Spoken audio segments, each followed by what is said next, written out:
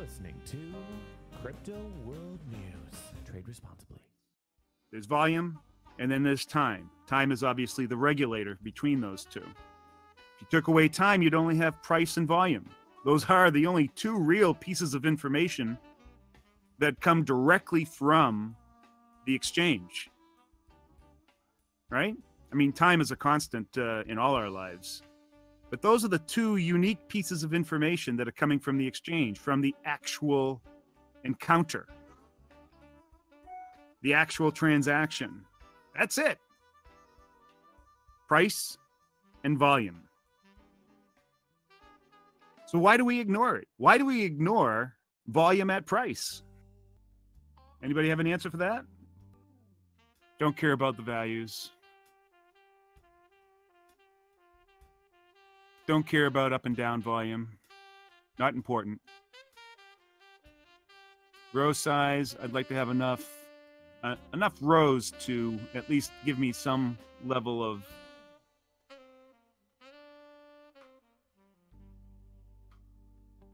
so I can see what's going on. Let's see. How many rows do I want on this small screen? Want to be able to see all those volume nodes and volume wells. We're only interested in the truth here. What is the truth?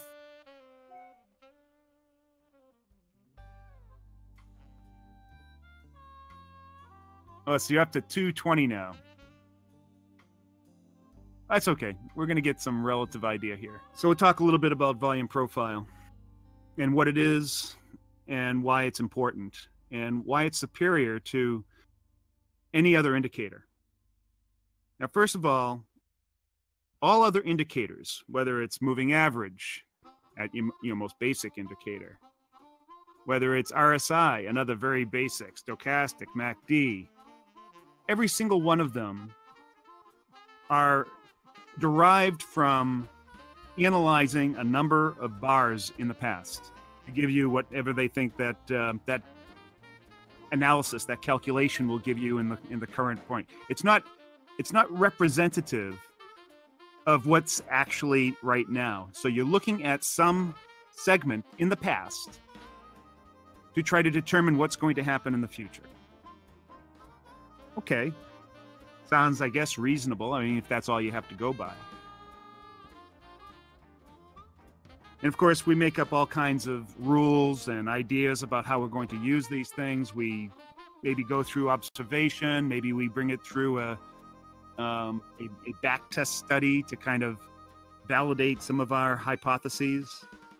And I don't know if many of you have actually developed automated systems to do some real back testing on these indicators and whether or not these strategies that are supposedly very well known actually work. But I've written literally thousands and thousands of automated strategies that have been used in billion-dollar hedge funds. So it's not like I'm just doing it, just for fun. This was for real work, for real money, real business. And I'm telling you, most of these indicators, most of these strategies, they might have a slight edge. A slight edge, a little bit better than a coin flip. Most of them are just pure garbage. However, from the naked eye, a lot of times they look like they should work. It's like looking at the Fibonacci sequences. You look at it and you say, man, it hit that level. And then it hit it there. I mean, it's hitting it so many times. It's got to be true. Except that when you apply quantitative analysis, it is an abysmal failure.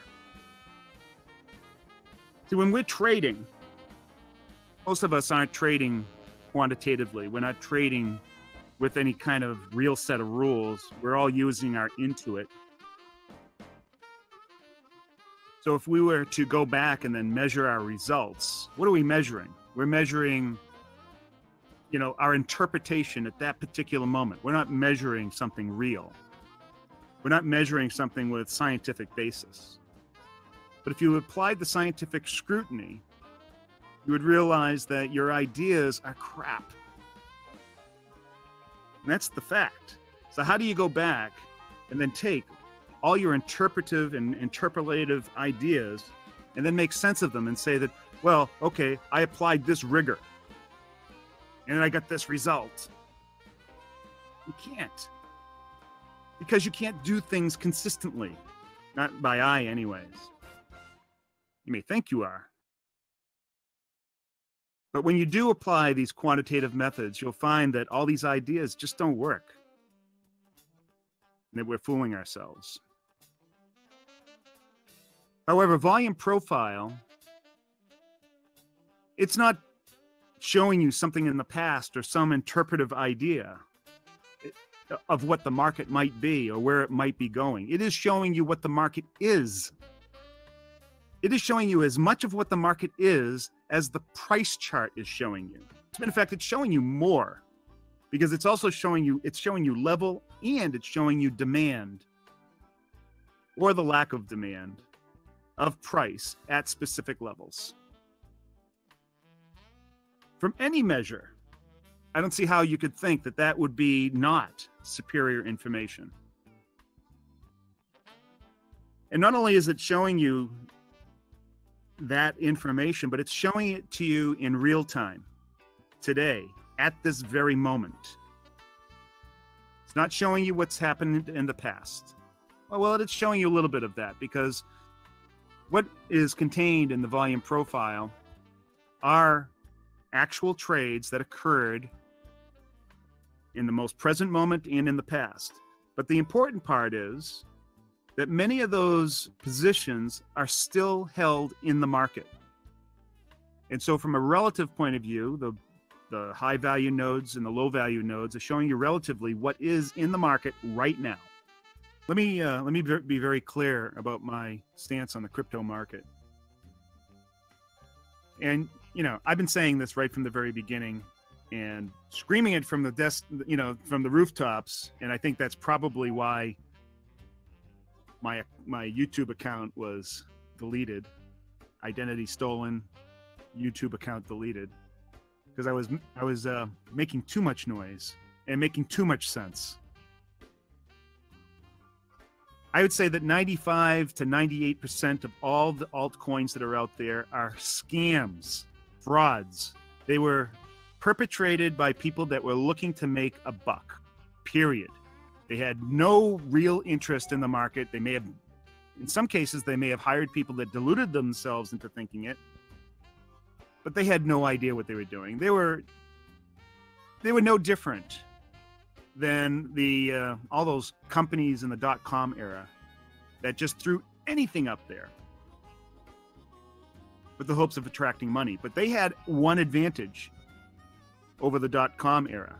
In the .com era, not only did you have to come up with some idea, but you had to convince people, sophisticated investors, accredited investors, and venture capitalists to part with their millions of dollars. That was your pool of people. Very sophisticated, smart people that knew the markets. However, greed overtook them and they were willing to throw millions of dollars at those companies with the hopes that one of them would stick. These days in the ICO marketplace, they had a whole different audience, a much broader audience of noobs and idiots that were willing to throw $10, $100, $1,000, mortgage their house and throw that at it too, with the promise of making millions. And, you know, a lot of people did make a lot of money. I'm not saying that you can't make money in those types of chum-filled, shark-infested waters. You can, no doubt. A lot of people made a lot of money. More people lost a lot of money. A lot of people that made a lot of money also lost a lot of money. And it was all because it was completely unregulated. And a lot of people that shouldn't have got hurt did get hurt and will continue to get hurt. Now, I am not saying that the idea of ICOs and opening the markets up to the average retail investor is not a good idea. I kind of think it is. You know, it kind of levels the playing field, but it needs heavy-duty regulation. It really does. It provides two benefits, in my view. It allows the average guy to take advantage of new technologies, new movements,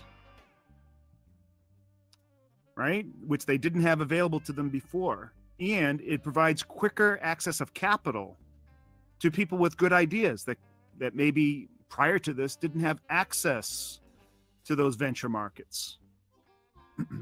But it also opens up a wide door for the scam artist and snake oil salesman, and they just walk right in.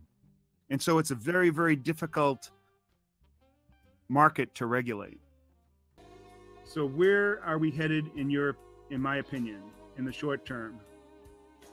I think that we're going to keep on going down. My next target, by the way, we hit my target from 3 months ago of 5,700. My next target is 4,200, because if we look at that, that is the next logical space. But it's a long ways down, and a lot can happen. But there's very little liquidity between 5,700 and 4,200. There's a little bit, maybe at 4,800. But yeah, 4,200 is my next leg down. So let's see where the next level is. Go to that day chart again.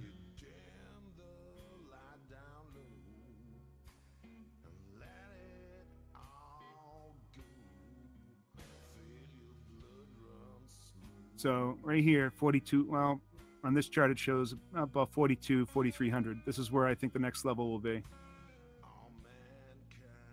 So there are two possibilities here, at least according to volume profile.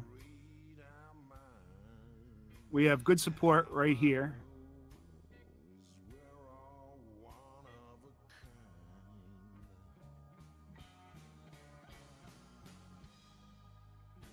I like to make my support in blue and dashed.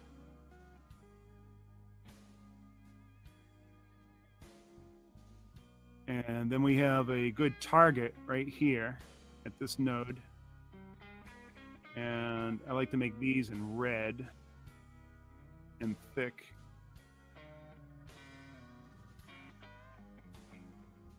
So I can differentiate between them, and solid. So I see us doing something like this. I'm going to draw the potential paths. You can see us going to here. Possibly skating right through here, right down to this level. The other potential path is to bounce off of this support. Volume wells always provide support because price generally gets rejected by a volume well. Volume nodes act as a kind of like a magnet. They attract price. So we either get rejected by the volume well or move through it very quickly. Now I see a little bit more support right here, so it's possible.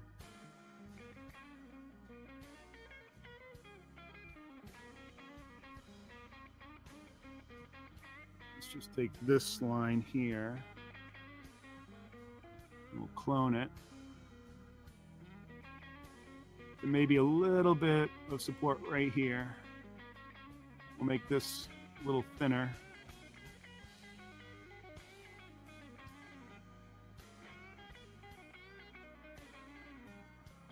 Maybe do something like that.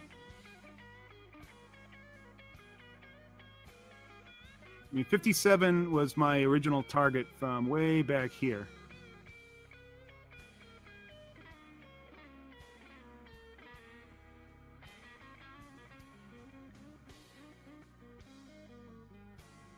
So then if we go to a 4-hour chart, we can zoom in on that area a little bit better.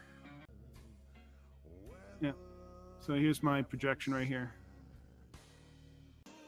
So the way the analysis actually goes is, like I said, I use my 80% of my analysis is built around my narrative, all based on what I learn in the market. From there, I determine, what level of bias that I have, either bearish or bullish. Right now, I'd say I'm, 80% bearish, without a doubt, maybe higher. And then I look at the volume profile. I look at the high value nodes as being attractors to price and the low value nodes as being rejectors of price. I look at where I'm at, and in the outset, in the absence of bias, I'll give myself an equal chance to go up or down to the next value node, because those are my targets. Then I apply my bias and then adjust that equal chance to whatever my bias is.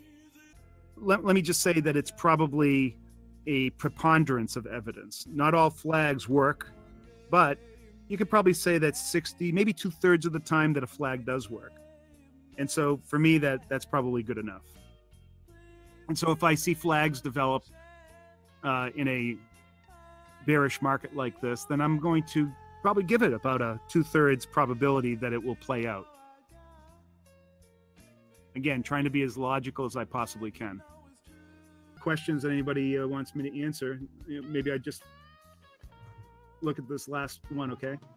Yeah, go ahead. Do you think that the Binance CEO buys his own coin? I have no idea. I'm sure he's fully invested in whatever he's doing. He said, why are your kids recommending some kids to trade futures? I'm not recommending to trade futures. He asked me if your kids should, you bought the coins for your kids. Doesn't sound like they're very happy. What can I say? I mean, you get into something because you have this expectation that it's going to go to the moon, even in the face of everything going to hell.